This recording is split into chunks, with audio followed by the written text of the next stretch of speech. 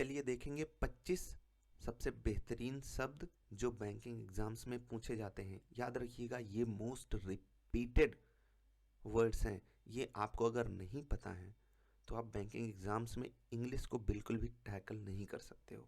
तो चलिए एक एक करके देखेंगे, आसानी से आपको समझाने की कोशिश भी करेंगे।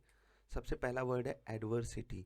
ठीक है, अब एडवर्सिटी का मतलब होता है किसी चीज़ को करने के लिए जब आप जाते हो। लेट्स से कि आप जाते हो यहाँ से किसी के घर, अब बीच में बहुत सारा ट्रैफिक है, इसको बोलेंगे एडवर्सिटी एक एंगल से। ठीक है, मान लो बारिश होने लगी, इसको बोलेंगे एडवर्सिटी। मान लो बहुत तेज़ धूप है, ठीक है, यहाँ पर लिखा है ना डिफ़िकल्टी और मिस फॉर्च्यून। अब आप जा रहे हो, किसी का एक्सीडेंट हो गया, या आप जिस गाड़ी से जा रहे हो वो गाड़ी ख़राब हो गई, यानी कि आपके साथ एडवर्सिटी थी।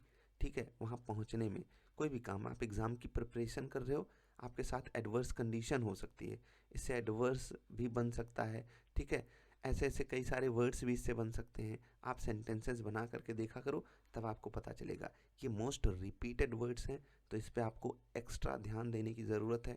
इसके आप सिनोनिम और एंटोनिम ज़रूर ध्यान रखना। अब एडवर्स है तो मान लो यहाँ से आप किसी के घर अगर जा रहे हो, तो अगर एडवर्सिटी है, मान लो ट्रैफिक ना होता तो आपके लिए जो चीज़ थी वो बहुत ही स्मूथ हो जाती।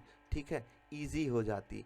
ठीक है, ईजी हो जाती। रिलायबल तरीके से अगर आप कहीं पहुंचना चाहते हो तो आप उसके लिए बहुत सारी व्यवस्था भी करके चलते हो। ठीक है, इसको कहते हैं स्मूथनेस। स्मूथनेस, अगर आपके लाइफ में स्मूथनेस है तो आपके लाइफ में एडवर्सिटी कम होगी। ठीक है, तो ऐसे ही आप इस वर्ड को समझ सकते हो। थोड़ा सा हमको दिखता ये वर्ड इजी है, मतलब इसकी मीनिंग इजी दिखती है, लेकिन बहुत ही डीप मीनिंग है। ठीक, डीप मीनिंग है। किसी की लाइफ में एडवर्स कंडीशंस आ जाती हैं, कोई परेशान हो जाता है, उन सब जगहों पे भी आप एडवर्स यूज़ कर सकते हो एज अ वर्ड। तो चलिए अब अगले वर्ड पे चलते हैं, जो कि है एलिविएट।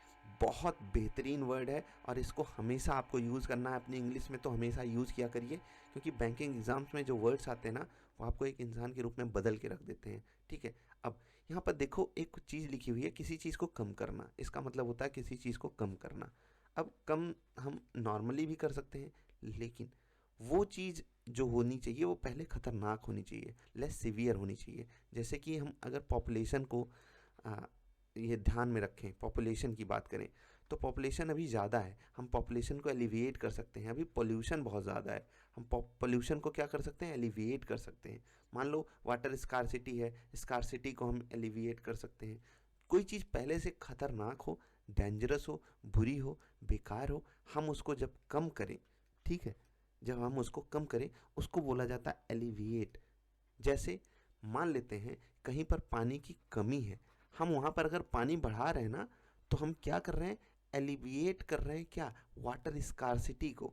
स्कार्सिटी मतलब कमी होती है, ये मैं आपको कभी और बताऊंगा एज अ वर्ड, जब वो हमको आगे मिलेगा तो एलिविएट किसी बुरी चीज़ को कम करना एलिविएट कहलाता है। चलिए अगले वर्ड पे चलते हैं। ठीक है, अगला वर्ड है एम्बिगस।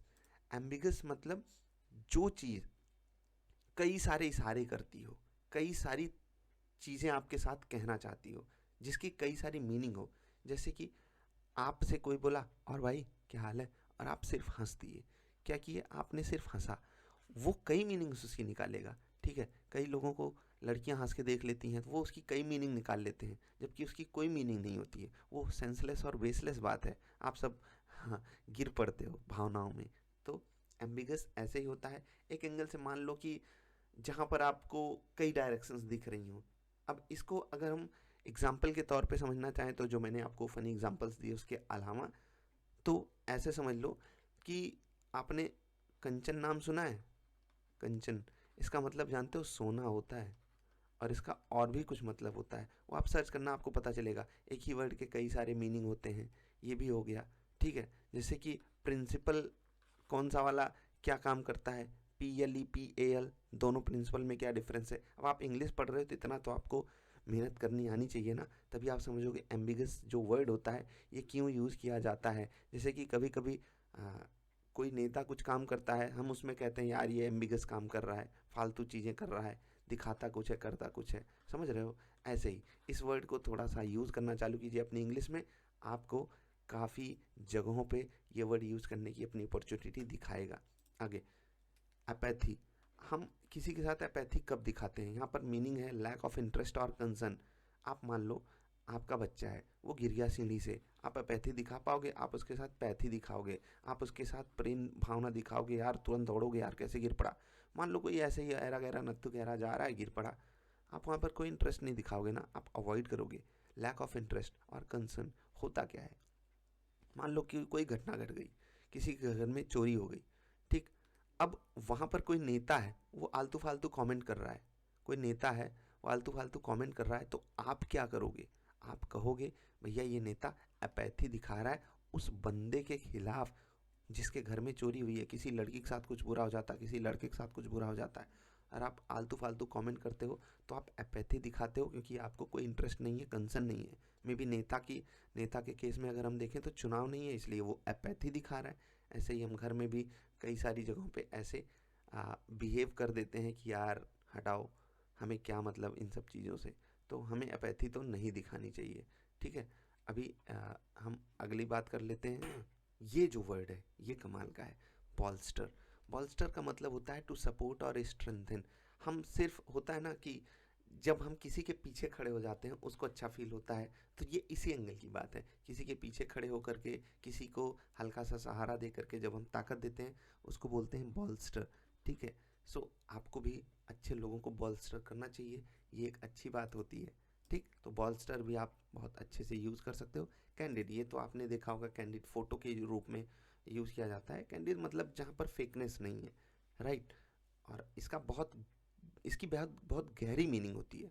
हम सब ऐसे सोच लेते हैं यार कैंडिड फोटो मतलब आपने कुछ दिखावा करने की कोशिश नहीं की, एकदम नेचुरल जेन्युइन फोटो आपकी सामने खड़ी है, सामने क्लिक्ड है, और उसी को हम बोलते हैं कैंडिड। यहाँ पर मीनिंग लिखी हुई है honest and straight forward. Honest का भी मतलब वहीं से निकल के आ रहा है, आप कुछ दिखावा नहीं कर रहे हो, आप कुछ फेकनेस ऐड नहीं कर रहे हो वहाँ पर, ठीक है। आगे बढ़ते हैं। आगे है कनंड्रम। ये बहुत ज़्यादा अच्छा वर्ड है, इसको आपको हमेशा याद रखना है। यहाँ पर जब भी आप कोई भी चीज़ बोल रहे हो किसी से, यार this is a conundrum situation, जब भी आपको कोई चीज़ समझ में ना आए, कॉम्प्लिकेटेड लगे, अजीब से लगे, बेकार से लगे, आप वहाँ पर कनंड्रम शब्द यूज़ कर सकते हो।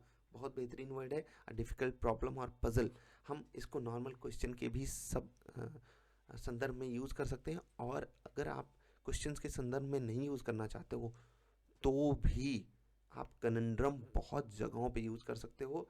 ये किसी भी प्रॉब्लम से रिलेटेड एक ऐसा वर्ड है ना, जो आप यूज़ करोगे तो आप लोगों को इम्प्रेस कर दोगे, ठीक है। तो चलिए आगे बढ़ते हैं। क्रेडिबिलिटी, ये आप सब जानते हो इस शब्द की मीनिंग, लेकिन यूज़ नहीं करते हो। So use the word credibility in your normal conversation, और ये आपको एक अलग लेवल पे ले जा करके रखेगा, ठीक है। अब आपकी क्रेडिबिलिटी कब होती है? जब आप किसी काम को करते हो, दिखावा नहीं करते हो, मतलब आप करके दिखाते हो, सिर्फ बक नहीं करते हो, कहते नहीं हो, करके दिखाते हो। तो क्रेडिबिलिटी आपकी तभी बनती है, इसलिए आपको क्रेडिबल शब्द यूज़ कर सकते हो, क्रेडिबिलिटी यूज़ कर सकते हो। आपकी भी अपनी क्रेडिबिलिटी होनी चाहिए कि आपने अपने मम्मी पापा से जो प्रॉमिस किया है वो जल्द से जल्द पूरा करके दिखाओ। डिलीजेंट, ये बहुत अच्छा वर्ड है। हार्ड वर्किंग एंड परसिस्टेंट, आपको डिलीजेंट होकर के पढ़ाई करनी होती है, तभी आप जो है सक्सेसफुल आसानी से बन सकते हो। एलुसिडेट, ये भी बहुत अच्छा वर्ड है। ल्यूसिड सुना है सब, ल्यूसिड आप सर्च करना इसकी मीनिंग, ई हटा करके ल्यूसिड जब आप सर्च करोगे आपको पता चलेगा।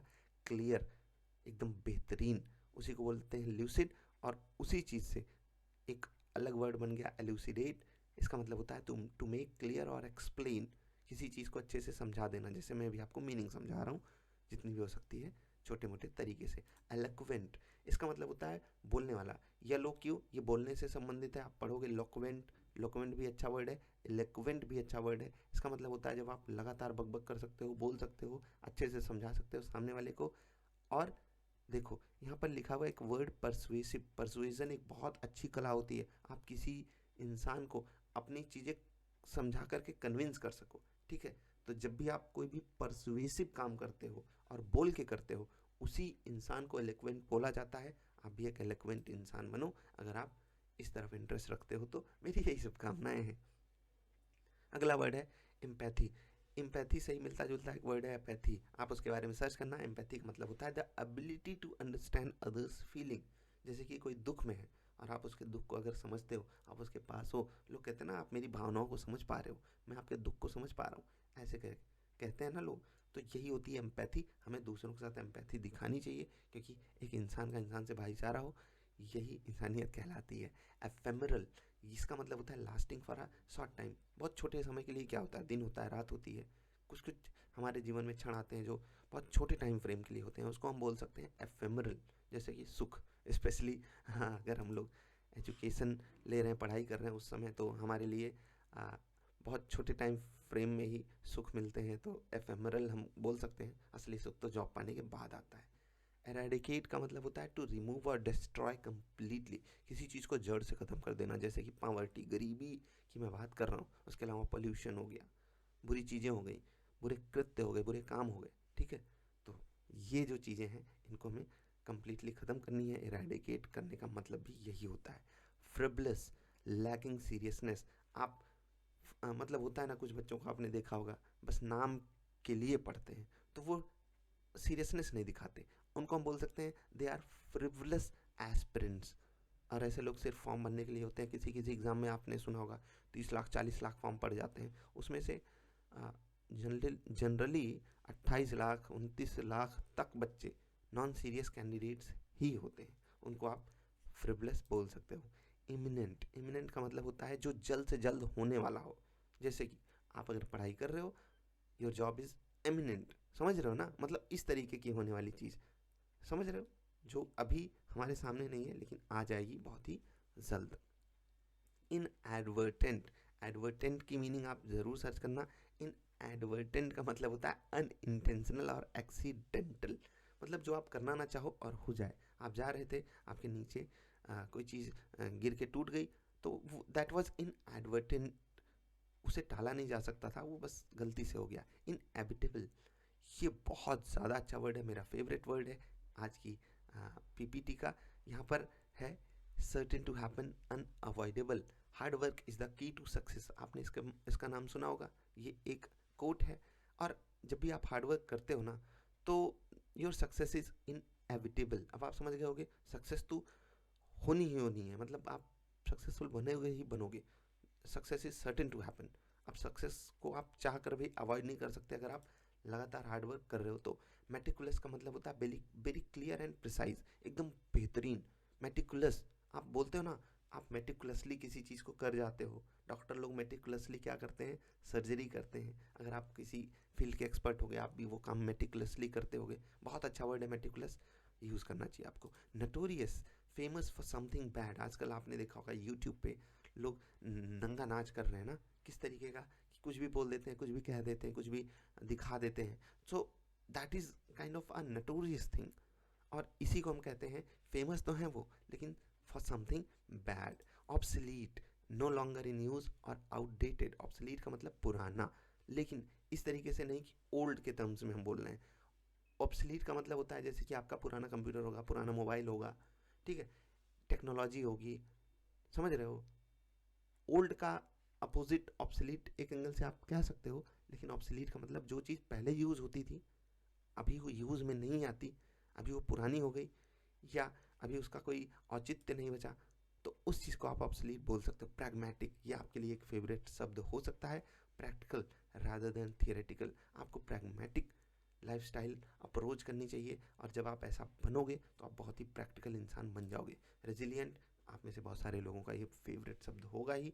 Able to recover quickly from difficulties, जब भी आप के ऊपर कोई दिक्कत आए, तो अगर आप रेजिलियंट हो, जैसे अभी स्टॉक मार्केट गिरा, जो लोग स्टॉक मार्केट में पैसे लगाते होंगे, अगर आप रेजिलियंट थे तो आपको दिक्कत नहीं हुई होगी और आप रिकवर कर गए होगे, क्योंकि आपको समझ में आ गया होगा कि भैया देखो, स्टॉक मार्केट का यही नियम होता है कि स्टॉक गिरते हैं, अपॉर्चुनिटी देते हैं हमको एंट्री लेने की।